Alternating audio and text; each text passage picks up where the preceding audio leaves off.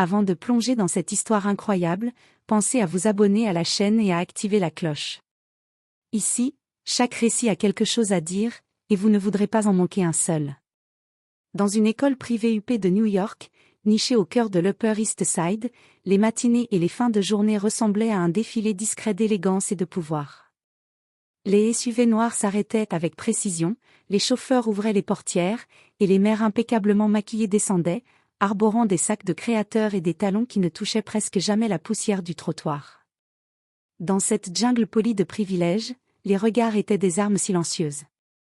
Les parents ne se parlaient pas toujours, mais ils s'évaluaient constamment selon la marque de leur montre, la coupe de leurs vêtements, ou l'aisance avec laquelle ils mentionnaient un brunch au Hampton ou un gala caritatif à venir.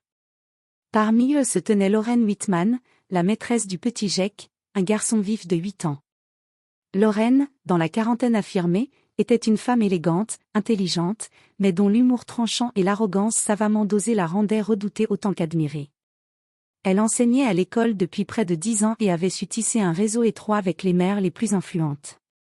Son autorité ne se limitait pas à la salle de classe, elle dominait aussi les conversations, avec un ton sec et un sourire condescendant toujours prêt à souligner la moindre faute de goût. Ce jour-là, un après-midi de printemps illuminé par un soleil doux, les élèves sortaient un à un, et les parents attendaient, smartphone à la main ou discutant entre eux, en demi-cercle. Puis, une silhouette inattendue se fraya un chemin parmi les voitures de luxe, Clara Johnson. Clara, enceinte de 6 mois, marchait lentement, avec précaution. Elle portait une robe fluide couleur crème, sans marque visible, des sandales plates usées, et tenait un sac en toile froissée.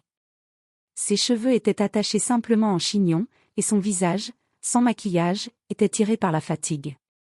Elle rayonnait néanmoins d'une douceur étrange, celle qu'on ne comprend que lorsqu'on connaît les longues routes de la vie. À ses côtés marchait Marcus, son fils de 8 ans, un garçon discret, poli, toujours à l'écart du tumulte bruyant des autres enfants. En la voyant approcher, les conversations s'interrompirent un instant. Les regards se tournèrent, puis Lorraine, debout à côté de quelques mères influentes, fit claquer sa voix claire, assez fort pour que chacun entende. « Oh, mais Clara, tu pourrais faire un effort. Tu sais, dans cette école, on attend un certain standing. On n'est pas au supermarché ici. » Un éclat de rire discret jaillit du petit groupe de mères. Quelques têtes se détournèrent, d'autres sourirent nerveusement. Les enfants ne comprenaient pas vraiment, mais le ton avait changé. L'air s'était figé. Clara s'arrêta, un instant pétrifiée. Son regard balaya la foule, puis tomba vers le sol. Elle posa instinctivement ses mains sur son ventre, comme pour se protéger, et esquissa un sourire douloureux. Elle murmura un bonjour qu'on n'entendit pas, et appela doucement Marcus. Le petit garçon s'approcha de sa mère, lui prit la main, puis lança un regard furtif vers Lorraine, un mélange de peur et d'incompréhension dans ses yeux. Lorraine, elle, tourna la tête, satisfaite de son effet. Pour elle, ce n'était qu'une remarque piquante parmi d'autres. Un trait d'esprit bien placé, un rappel de la hiérarchie silencieuse de ce microcosme social. Mais ce que Lorraine ne savait pas, ce que personne n'imaginait, c'est que cette petite phrase allait laisser une cicatrice bien plus profonde qu'elle ne le croyait. Dans les jours qui suivirent, Clara se fit de plus en plus discrète. Elle évitait les groupes de parents à la sortie, venait souvent plus tôt ou plus tard pour éviter la foule.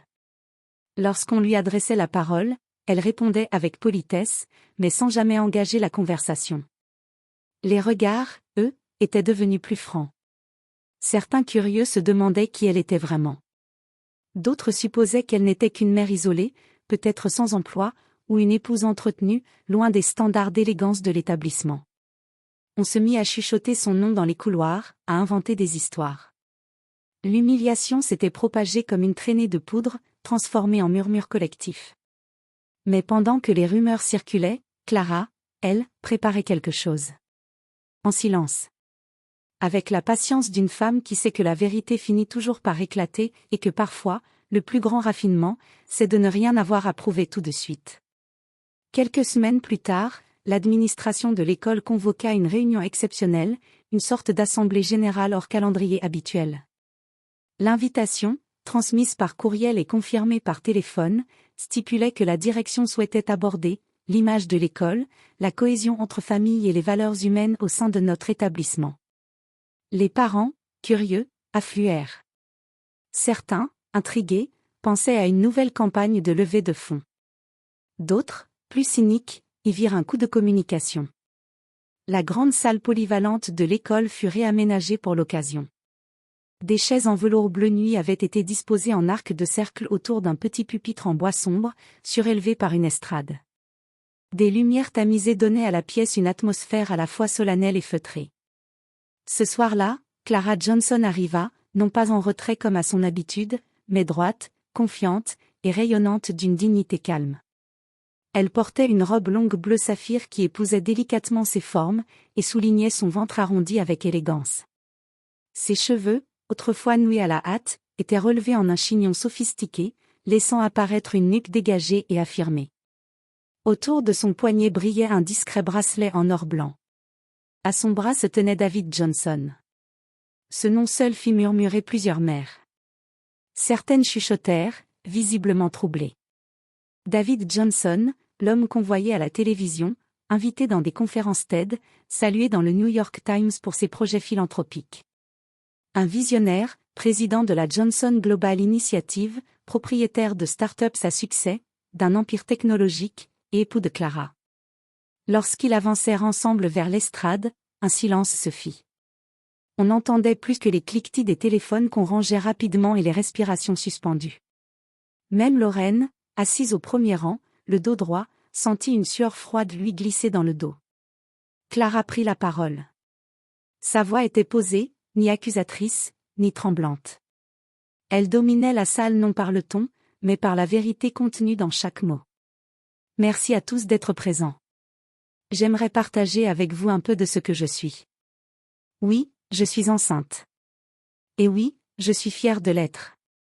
Mais je tiens à clarifier une chose, je ne suis pas, comme certains ont pu le supposer, une épouse passive attendant que la richesse de mon mari me façonne une identité.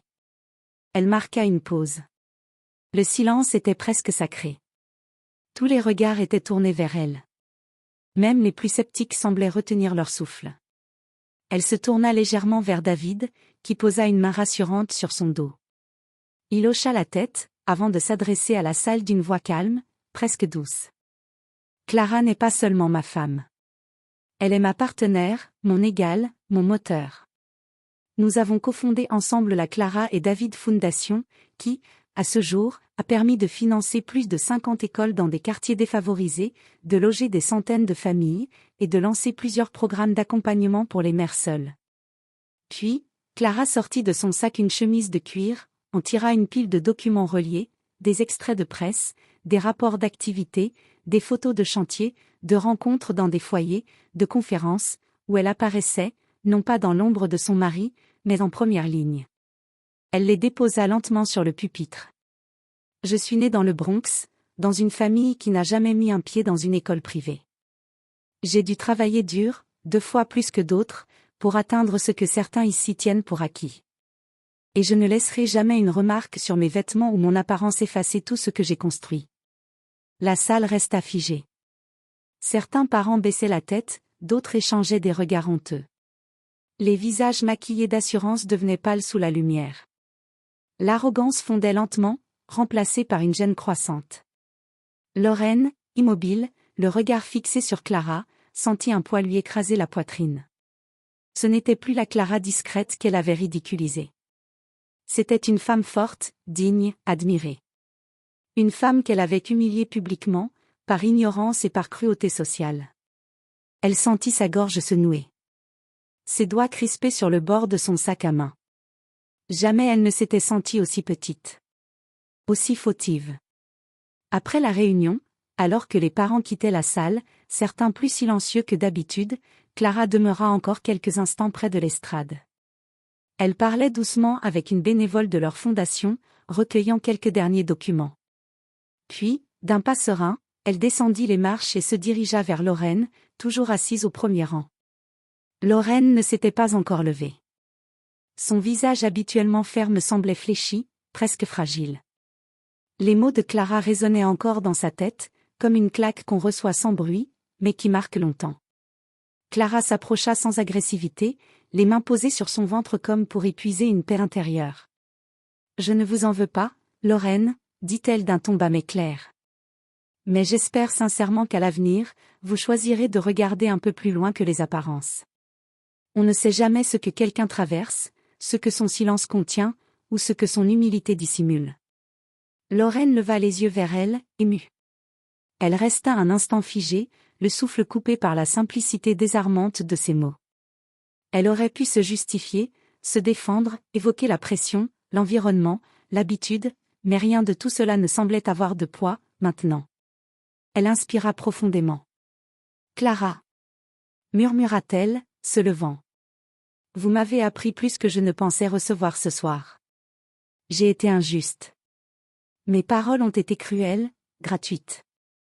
Je vous présente mes excuses, sincèrement. » Les deux femmes se regardèrent un instant, et ce regard fut plus éloquent qu'un long discours.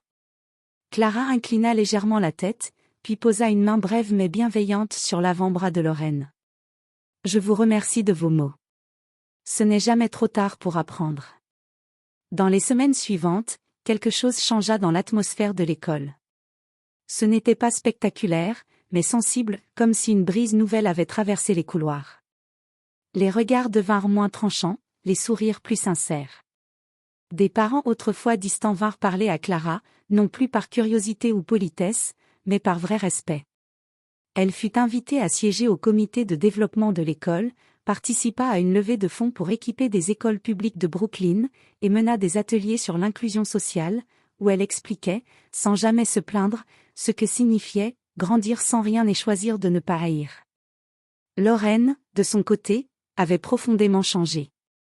Elle écoutait davantage ses élèves, s'intéressait sincèrement à leur famille, prenait soin de ne plus jamais commenter l'apparence ou le statut social de qui que ce soit.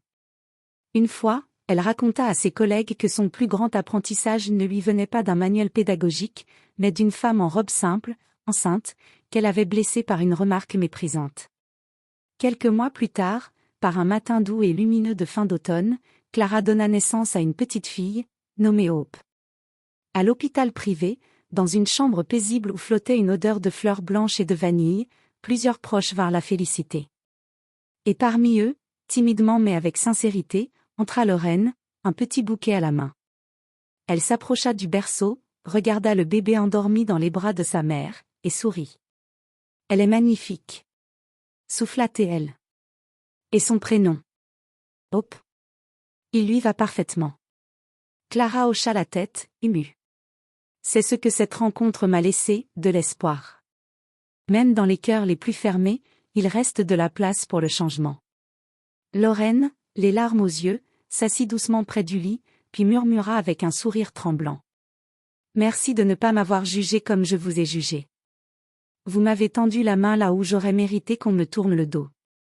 Et dans cette pièce baignée de lumière, où un nouveau-né dormait paisiblement contre le cœur d'une femme digne et forte, deux femmes que tout opposait autrefois se retrouvèrent liées par une leçon de vie puissante.